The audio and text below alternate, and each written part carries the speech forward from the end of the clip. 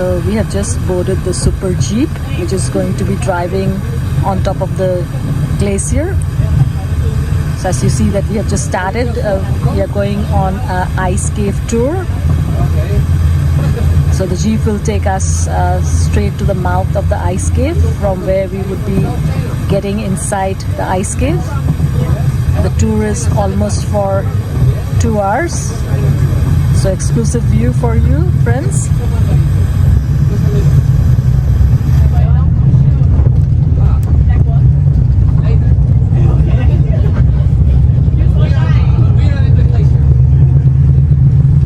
Okay guys, welcome everybody. This is Athelstan, I'm Antonio, but you can call him Ati and you can call me Tony, okay? It's easier. Tony. We need to drive now the track for about 25 minutes. Then we will reach the glacier. Don't worry about the rain, it just makes you wet, okay? Still, it's raining. You are inside the largest national park of Iceland. It's called Vatnajökull. You can translate it directly into English as the Glacier of the Lakes. It is also the same name for the glacier. Vatnajökull, Glacier of the Lakes. Why is it called Glacier of the Lakes? Because 80 kilometers down east there are volcanoes under the ice. Sometimes the volcanoes erupt, but they cannot break the glacier, but they produce subglacier eruptions, melting the surface, creating lakes over the ice. So this is why we call it Vatnajökull, Glacier of the Lakes. You are going to visit now one of the many outlet glaciers. Outlet glacier means the fingers that crawl from the mountains, okay? This one is called ๊vahtnajökull. You can translate ๊vahtnajökull as the White Big Forest Glacier. Why is it called White Big Forest Glacier? Well, you can spend a lifetime looking for a tree around here. You won't even step into a bush. But there is a reason for that. 1,000 years ago, when the first settlers of Iceland came to this area, this used to be a big forest, big white forest. It was completely covered by trees and greenery. For a few hundred years, Icelanders were living here happily. They were growing even corn. The climate was much warmer than now, and they call it the Little Sire because of those beautiful weather conditions. For about 300 years more or less, people settled down here and made farms. There was about 20 to 30 farms, more or less, 200 people living in this area. What happened is that you cannot see it now because of lack of visibility. But on the left side over there is a big mountain. That big mountain is the second largest stratovolcano of Europe. The first one is Etna in Italy. So second largest volcano of all the European continent. It's located there on the left side.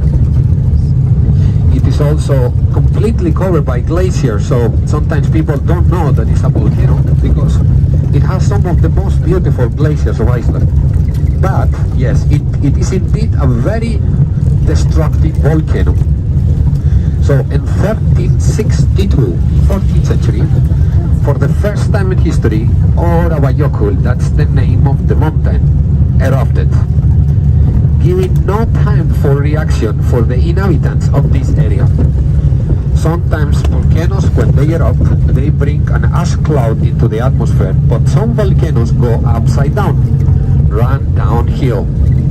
So this is what happened here. The people of this area, they experienced the same luck that the people of Pompeii in Italy. So basically, in that day, in 1362, everybody died here.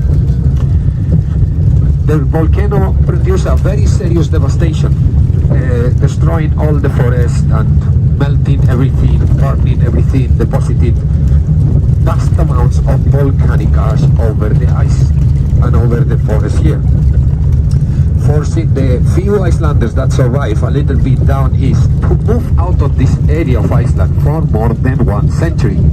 Nobody could live here. The second second reason is that it is deadly to go across there. Why? Because if you look a little bit carefully, you can see that on those craters, there are holes. Those holes, they are open graves. And not only that, because you may go across thinking it's a solid terrain, and then you step in one of those holes and the glacier basically sucks you in. So friends, finally we are at Vatnajökull. Everything here is just black and white. This barren terrain has an exotic out-of-the-earth feeling. It does not seem Earth anymore to me. Before NASA sent its first astronauts to the moon in 1960s, it sent them to Iceland, where the island nation's volcanic craters and rocky landscapes let them rehearse operating on the lunar surface, because Iceland is as close as one can get to the moon.